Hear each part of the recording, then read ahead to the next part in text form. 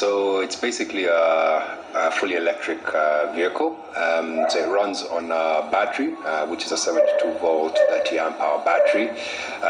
Depending on the model you choose, it powers an electric hub motor. So this ranges from 800 watts all the way to a 3,000 kilowatt motor. And basically from there, it's all controlled by a controller, which is very similar to your controller in the solar units, but this now controls the power that goes from the battery to the motor, and also displays how much power you have in the battery, how much distance you have left, and how fast you're going. So a lot of the capital that has come in so far is through my own personal savings, through a few friends and family who've helped us get this off the ground. A lot of the border guys love it.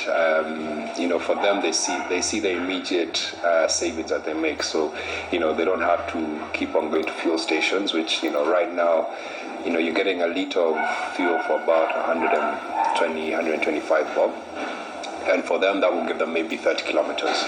For us, of charging a battery to full only takes 2 units of electricity, which is about 50 bob, and from that you're getting 70 kilometers. So we're saving them half on what the expenditure is. I've always ridden bikes when I was young, but motorcycles, I had a faint interest, but never really gotten onto one. But the moment I rode an electric motorcycle, I just fell in love with it. It's quick, it's easy, it's automatic. There's not all these gears and clutches that you have to learn. So within literally 3 minutes of getting on top of one, I was, riding around by myself comfortably.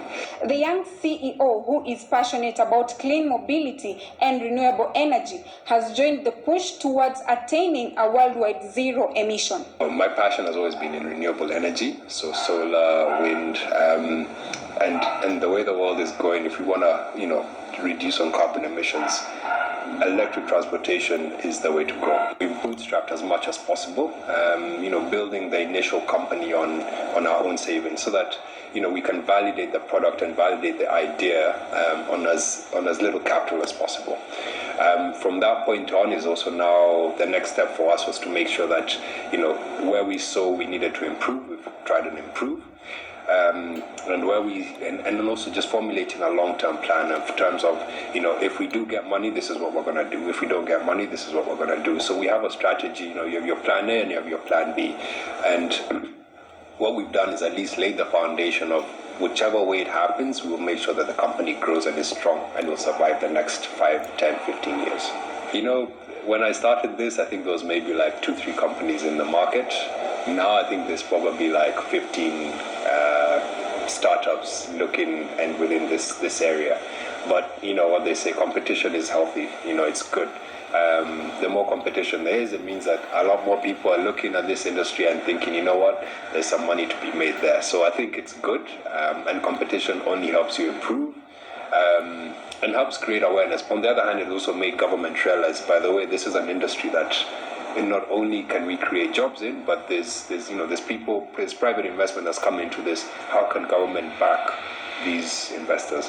And what you find is a lot of the people actually come into this sector, it's a lot of young people, so you can see it's being led by the youth, and the people who are really interested in buying these bikes are the youth. We have scooters as well, and we have motorcycles. So the scooters, like the one I'm sitting on, is for people who want to do their daily commute, go to work, go home, just light travel around the city. It's not technically for commercial purposes, but it can be used for commercial purposes.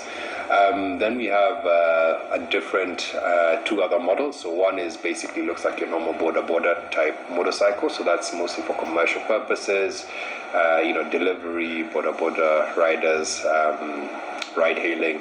And then we have a more sportier version for someone who wants a cool bike to go to and from work, or even just can also be used for border work, but something that stands out a little bit more than the other bikes.